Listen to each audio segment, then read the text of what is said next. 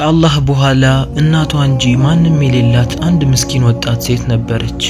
ያለ ፍላጎቷም የአጎቷን ልጅ አግብታ ትኖራለች።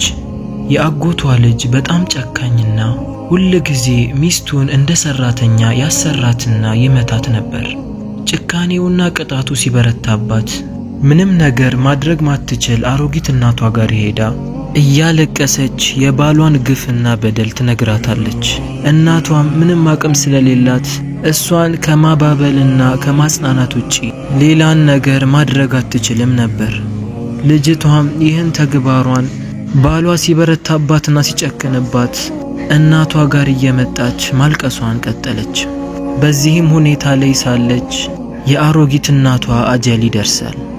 ልጅቷም እናቷ ስር ስቅስቅ ብላ እያለቀሰች አንቺ ከሞትሽ ማን ነው ያጽናናኝ? ማንስ ጋር መጥቼ ነው አቤቱታዬን ማቀርበው ትላት ጀመር።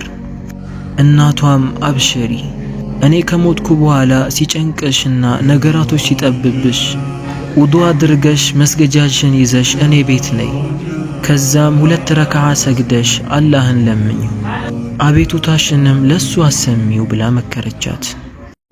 እናቷም ከሞተች በኋላ ልጅቷ ነገራቶች ጥብብ ሲልባት የእናቷን ምክር አስታውሳ የውዱ ውሃና መስገጃዋን ይዛ የእናቷ ቤት ሄደች። 2 ረካዓንም ሰግዳ እያለቀሰች ለአላህ አቤቱታዋን ነገረችው። ሰግዳና አላህን ለምና እንደጨረሰች ደስ የሚል ስሜት ይሰማት ጀመር። ከዛን ቀን በኋላም ነገራቶች ጥብብ ሲልባት መስገጃዋን ይዛ አያቷ ቤት ትሄዳለች። ከዛም ስትመለስ ደስ የሚል ስሜት ውስጧን ይሰማታል። በዚህም ጊዜ ተንኮሉ ደካማ የሆነው ሸይጣን በሁለቱ መሃል ይገባል። ባልየው ሁል ጊዜ ሚስቱ ተደብቃ እየሄደች በደስታ ስትመለስ ሲመለከታት የሆነ ነገርማ ጀምራለች፣ እኔ ሳላውቅ የምታደርገው ነገርማ አለ፣ ማጣራት ይኖርብኛል ብሎ ሚስቱ ወዴት እንደምትሄድ ለማወቅ ፈለገ።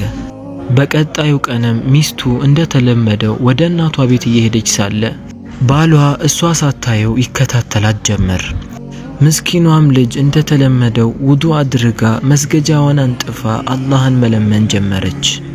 አላህ ሆይ ባሌን ቀጥተኛውን መንገድ ምራው፣ ለእናቴ ማራት እያለች እያለቀሰች ዱዓ ስታደርግ ባልየው ይሰማታል። ከድንጋጤው ብዛት የሚያደርገው ጠፍቶት ቆሞ እያለቀሰ ይመለከታት ጀመር። ያ ሁሉ ዓመታት ሚስቱ ላይ ያደረገው በደልና ጭካኔ ፊቱ ላይ ደቀና አለበት። አጠገቧም ተንበርክኮ እባክሽ ይቅርታ አድርጊልኝ፣ ወላሂ ይሄን ያህል ምታስቢልኝ አይመስለኝም ነበር፣ ይቅርታ አድርጊልኝ እያለ አጠገቧ ማልቀሱን ቀጠለ። ሚስትየውም ባሏ በድንገት ብቅ ብሎ እንደዚህ እያለቀሰ ይቅርታ ሲጠይቃ ስትመለከት በጣም ተገረመች። ሁኔታዎች በአንዴ እንዲመቀያየራቸውና አላህ ሱብሓነሁ ወተዓላ ዱዓዋን በአንዴ ስለተቀበላት አስደሰታት። ባሏም ከልቡ ይቅርታ ስለጠየቃት እሷም ይቅርታውን ተቀበለችው። ማታውንም ሁለቱም የእናቷ ቤት አደሩ። ተኝተውም ሳለህ እንዲህ የሚል ድምፅ ሰማች። 10 ዓመት ሙሉ ላንቺ ቅርብ ለሆነ ሰው አቤቱታሽን አቀረብሽ፣ ነገር ግን ምንም አልጠቀመሽም። ነገር ግን ወር ባልሞላ ጊዜ ውስጥ ለጌታሽ አቤቱታሽን አቀረብሽ፣ በአንዴ ከዛ ሁኔታ ወደዚህ ወደሚያምር ሁኔታ ቀየረልሽ። አላህ ሆይ የሰውን ነገር ከሚከጅሉት አታድርገን፣ ባላቸው ነገር ተብቃቅተው ከሚኖሩት አድርገን።